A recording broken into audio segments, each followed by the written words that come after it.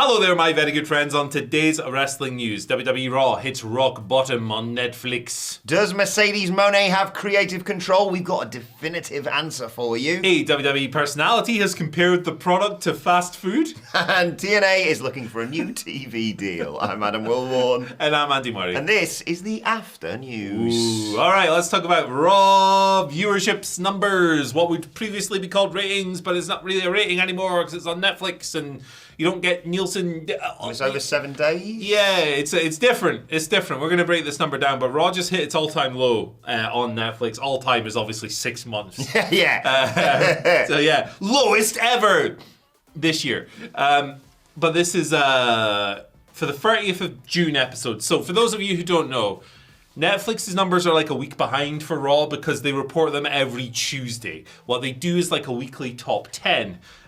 It's not like they don't put it out every single day on their website, which is called Tadoom, which is the... I do like that. Yeah, I would call it Bobum personally, but hey, Yeah. On that website they put it out and they only publish the top 10, which means that if a show is not in the top 10, you never know how many people watched it. 2.5 million viewers, right? Which on the surface level, if you're not talking about the difference between these numbers and Nielsen, sounds great. Yeah.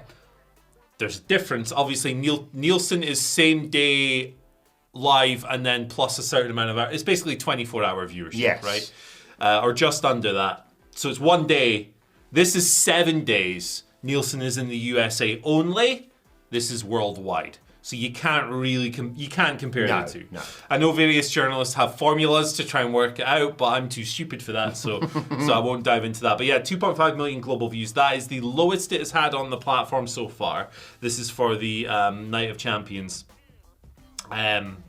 Fallout show. Yeah, Fallout show. The show aired at 6 p.m. Eastern instead of its usual 8 p.m. Eastern start time. But then you do get people, obviously, the advantage of it being on Netflix is it's right there to watch during the week and you can peruse it at your leisure and all that stuff. It's down from the previous week, obviously, because it's the all-time low. The previous all-time low was 2.6. It hit that a bunch of different times. This is 2.5. I think the critical thing with this, right, is that the deal's not in any danger or anything like that. It's a 10-year deal with a 5-year out, which means that after 5 years, Netflix can go, don't want this. Or they can keep going for another 5, and it's a 10-year deal. So it's one of those things. I think, you can look at reasons for it. I think when a show debuted, one thing about it is when, I know the first episode did like 5-point-something million, right? Shows always start high. Yeah. They always do. SmackDown on Fox, I remember the big number. New platform, boom, boom, boom, boom, boom, and then they taper off. What has happened with Raw is we've just found the range it's going to be at. The range it's going to be at is about 2.5 to 2.8 million a week. You might have fluctuations here and there. Maybe after WrestleMania next year, we'll get a boof. Yeah. And maybe we'll get a floof later. A boof and a floof. That's what we're calling these. There's always they used to book it so no one needed to tune in, but there's always the sort of, the drop-off post sort of April, and then it sort of picks back up. Summer slump, they used to call it. Not so much anymore. But yeah, there you go. That's the number. Obviously, you can't compare this to like whatever SmackDown did last week. It's completely different metrics, and they're calculated differently, and it's a wider range and all of this stuff. So yeah, there you go. Thought you might like to know. Yeah. It's noteworthy, isn't it? It's the lowest ever, but it's not a cause for panic by anyone. Like you say, 2.6 to 2.5 is what it is, and they're still in the like charts of countries. I was reading still about Still this. in the top 10. Yeah, if it falls out of the top 10, we won't know. Which probably for some people will be like, whew. Yeah, but for me, like as someone who is interested in the business of wrestling. I'm interested in this. We only talk about ratings when it's historic, like when it's at all time, when it's a high or a low or whatever. You know, if AEW comes out and does its usual 550, 600k, that's not a story this week. If it does 300k, that's the story. Yes, obviously. exactly. Or if it does 2 million or something mental. Yeah, and their numbers are slightly down on previous months because of the fluctuation, as we say. Yeah, and then they've got the streaming numbers that nobody agrees on. As well. It's a whole thing. I know people get fired up about this stuff. Yeah, I like the fact that WWE is on Netflix because it's easy for me to watch it. Yeah. That's all I really care about. Yeah, convenience. Convenience is great. And it was a very good deal to allow WWE to do things that they want to do, clearly. And thankfully that's put SmackDown back to 2 hours, because thank goodness for that, let's be honest. Yeah, I think the Netflix viewing experience is really great. And hey, look, if you're from the UK and you want to keep that Netflix viewing experience while you're on the road, maybe you're in the USA for business, check out NordVPN. We've got an incredible deal. It expires tomorrow. You need to get it now. 76% off. 4 free months, a $50 Amazon gift card when you sign up. The link is in the description and that little QR gimmick and in the pinned comment. Check it out. Don't sit on the fence. This runs out tomorrow. It's an incredible deal. You can watch all your shows while you're on the road. Amazing. Yeah, I'm going to get it because I use and love NordVPN, and yeah, the 76% off on its own would be good enough. Yeah. But 4 months free and a £50 gift card from Amazon up to is well worth getting your hands on. Click the link in the description or the QR code, as Andy said. Always play as a Nord in Skyrim. Now's a chance to give back. Indeed. There you go. Right, it's All In this weekend. Has anyone mentioned that? It's quite a busy wrestling weekend. I think there's a show. There's a few. There's a new Omni upload on the WWE Vault channel. So we can check that out. Buzz Sawyer versus Roddy Piper. That does look class. I'm in. But as part of that, there was the All In Media call, of course, and Tony Khan was on there, and unsurprisingly, Sean Rossap, brilliant report that he is, was asking about the constant speculation regarding creative control for Mercedes Moné. And can we officially put this conversation to bed now, rather than saying, well, she said one thing for 10 seconds on a TMZ interview that she clearly didn't want to be doing. She got accosted in the street about this. Tony Khan has said that it is definitely not true at all that Mercedes has any creative control in AEW. He continued, Mercedes is an incredible talent. I wanted her in AEW, and she's a big star on the show. I really enjoy working with her backstage. She's done great things for the company doing media. She's a great person. He says great a lot. It's Tony Khan. Mercedes is a great addition to AEW. I also think it's ridiculous that people would think that because she's a strong wrestler on the show, she must be the one dictating that. Tony continued, I'm still listening to ideas, but if I don't feel 100% about it, I'm not going to do it. So basically the buck stops with Tony, and he's the one who has the official say. I might have an idea, he said, regarding Mercedes that takes it 180 degrees in the total opposite direction. If I really feel that strongly about it, I find that she is somebody who's going to do what I believe and is very trusting of AEW. Look, this relationship's working really well for both parties. Mercedes obviously has got all the belts that's not around Tony Storm's waist. But she's one of the biggest stars. Not just female, one of the biggest stars in AEW, and it's a huge match, this Tony Storm-Mercedes match at the weekend. Very unpredictable, but don't go into it thinking, I wonder what Mercedes has decided is going to happen here. Well, that doesn't work for me, brother. She comes into work on Saturday. So she should come out in Hogan colours on Saturday. Why not? Why not? She should come out with like a fake beard. Why not? Let's do it. Jimmy, what's his name? Waving the flag. Yeah. Why not? Yeah, Jimmy Hart. Jimmy Hart. Yeah, why not? I was saying Jimmy Jacobs. I was like, Jimmy Jacobs. He's gone. Yeah. He's not there anymore. I don't really know what else people want at this stage, right? So you've had... Tony has come out and said publicly, no, he shut it down, he shot it to pieces. Sean Rossap has reported after speaking to several people within the company that this is not the case. What more do people need to let this go? I have no idea. They have to be backstage for the booking of such a match. They probably need to look at Mercedes' actual contract and see, find this. And even then, they probably look at it and go, it must be in the it's not real. Dave Meltzer made this up because Mike Johnson, Sean Rossap paid Tony Khan to say this at the press conference. I don't know. I don't know what else people need. Honestly, it's getting very silly with this stuff. It's getting a bit ridiculous. Look, I can see people might go, yes, of course Tony Khan's going to shut it down. But Sean has sourced quotes and comments from people in the company. There's ways of getting around Tony and finding out more details. It happened all the time. Exactly. And also, do you not think it would be a more juicy story if she did have creative control? Yeah. Like, what? Why would... You think at least one person would be like, yep. Exactly. Like, if she did, somebody with loose lips would sink the ship. And it would be a much juicier story for every outlet. It'd be, even for us, if we came on YouTube and went, Mercedes has control, confirmed, that's a much bigger story than she doesn't. So so what do people think the goal of this is? Unwarranted criticism and conspiracy theories have followed Mercedes around for her whole career. And it continues. Yes, what I was going to say, we mentioned this a lot when we talked about it just the other day, on Monday, I believe, that Mercedes is hyper-criticised. She is. And it people have to find fault with stuff. So it doesn't take many reasons to figure out why either. But she's my favourite women's wrestler of all time. I've said that for years on this channel. What I love her. my And Mount she's Rushmore great. be? That's a good question. I want to think about that one. Let us know your Mount Rushmore in the comment section below. Awesome. Right, shall we talk? Santina Marella. Harvey Hervina. There you go. Just ruined it. We've ruined it. We've ruined it. Let's move on. Bully Ray! Oh, boy. Bully Ray says WWE is like junk food, basically. Wow, what a compliment. Yeah, I mean, I know it's funny. I didn't expect this from him because, often he criticizes the other company quite heavily. However, I'm going to read to you what he said when him and Dave LaGreca were reviewing SmackDown on Busted Open Radio on Monday, just the other day. They were reviewing the Tiffany Stratton-Trish Stratus segment. Here's what Bully Ray had to say. Why should I care about Tiffany Stratton? What does Tiffany Stratton do that makes me care? What does she say? What type of emotional investment do I have in Tiffany Stratton? That's why I'm telling you, WWE is becoming like a fast food chain. That continues. You continue to go there because it's all you know. Just because over 99 billion people have been served doesn't mean it's nutritional food. It does absolutely nothing. I do not care about the match between Tiffany Stratton and Trish Stratus. Nothing about what those women said to one another, made me go, wow, I want to see this. Nothing. So, interesting because Bully Ray he's on LFG. Yes.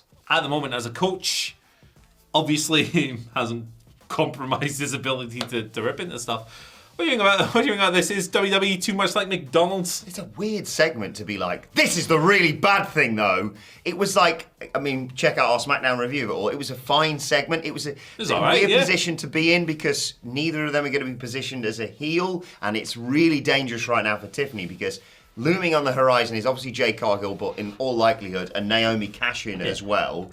And Naomi's technically a heel right now. People love her. I think it's going to be very quick after she presumably cashes in and wins the title that she's just going to have to be turned babyface because everyone loves Naomi, obviously.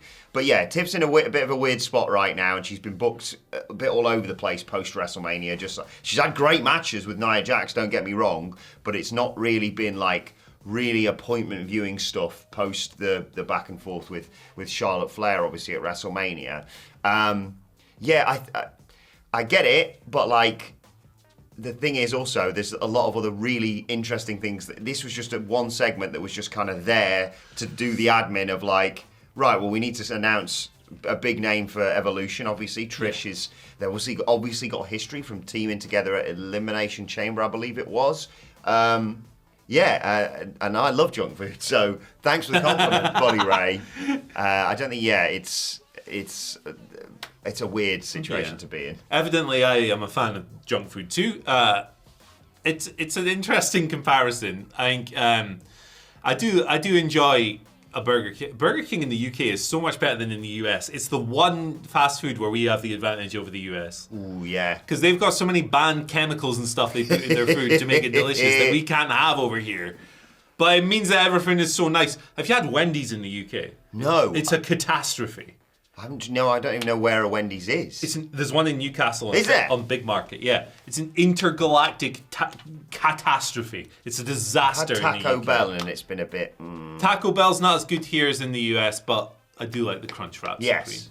But I love a plate of just garbage. The thing is, I only have it like once or twice a month because you can't eat that every day. It's not nutritional. So he's right to a degree. Yeah. You can't. Good news about the fetish, you can have it 3 times a week. So. Yeah.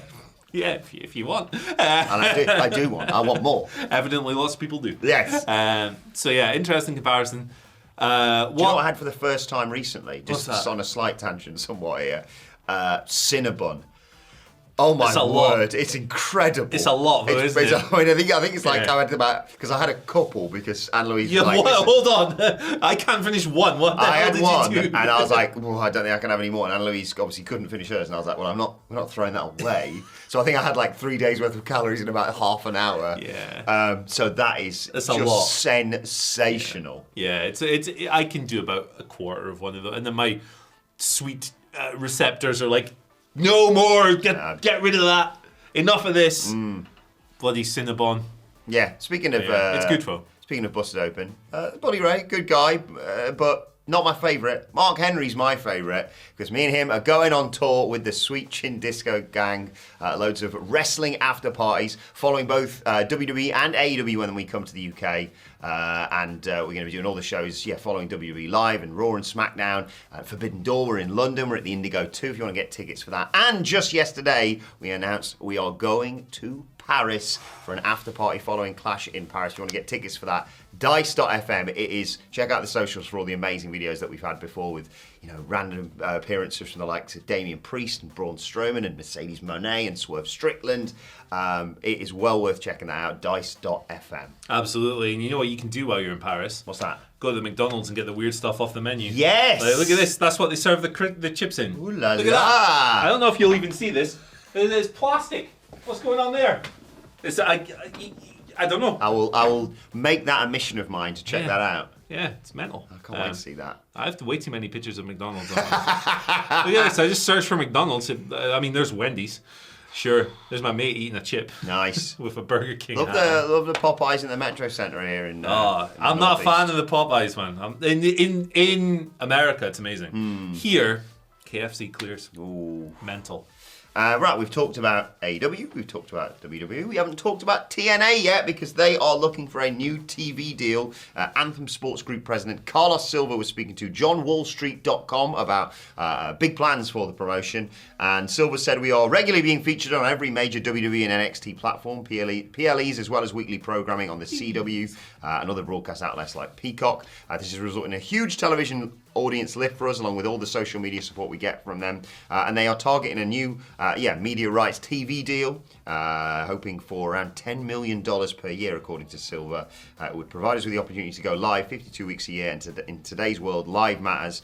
We are talking to all the established linear guys and a couple of newer platforms that need a foundational programming centerpiece. This is good news for TNA. Yeah, the money's in live sports broadcasts, as we've seen, for, 7-8 years, every TV deal has been crazy money. Huge money. AEW, WWE, everything else. TNA currently finds itself on a platform. Please correct me if I'm wrong, but I believe it's owned by Anthem, who own the promotion. Yes, I think so. Which is a great luxury to have, but I'm sure they want to bring in the extra income and be able to go live instead of doing tapings. And there is always shows do lose a little bit of luster when they're taped, don't they? Because there's always that you have a degree of self-control, but there will be weeks where you read the spoilers and then it's not quite the same. A nightmare previewing SmackDown last week. Oh god! I wonder who it could be that Tiffany Stratton faces at Evolution. It's like you're acting, you're pretending it hasn't happened. I wonder if there's going to be a big return when Cody Rhodes and Randy Orton are oh look, it's Drew McIntyre. Who knew? Who could have seen that one coming? So good for them. Look, I think they've had a good little year for sure. Their attendances are up. Yeah. You see the every now and then you see I love seeing wide shots of arenas that are full.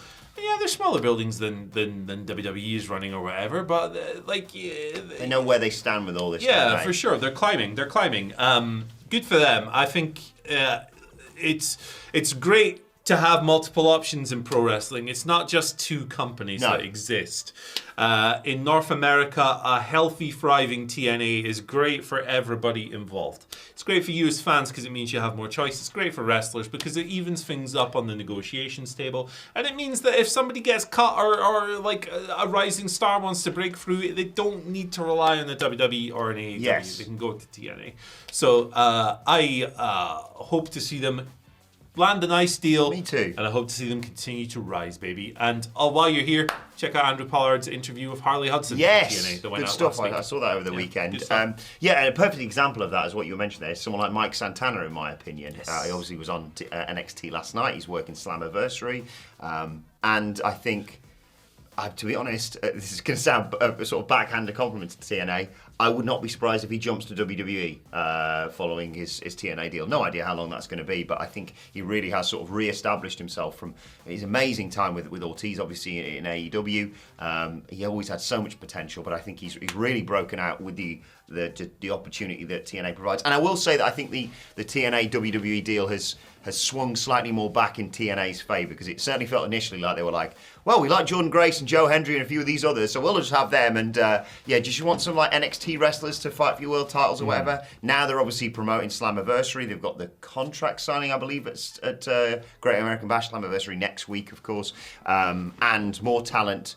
Trick Williams is their champion, which you can take them one of two ways, but they're getting the exposure, as Silver said there, on WWE television. I think it's beneficial for everyone, and I really hope, that they get a TV deal as well. Yeah, definitely. You got to root for multiple companies in this thing. It's just, it's not sports teams out here. It's not, we're not competing for the Super Bowl over here. Having said that, congratulations to Chesterfield on their 5-0 victory in the preseason friendly yesterday. Nice one. Well, big clubs don't have to play preseason friendlies just yet, because good point. Yeah. Got European campaigns to over here. Taking the piss, but yes, let's wrap this bad boy up. Thank you for joining us today. If you want to hear us talk about Charlotte Flair and her Players Tribune article, which is sensational. That's right here from the morning. It's a good time. Is it a good time? I mean, it's a good video. It's interesting. It's not exactly a laugh riot. No. But yeah, it's a good video. Check it out. Bye. Bye. See you later.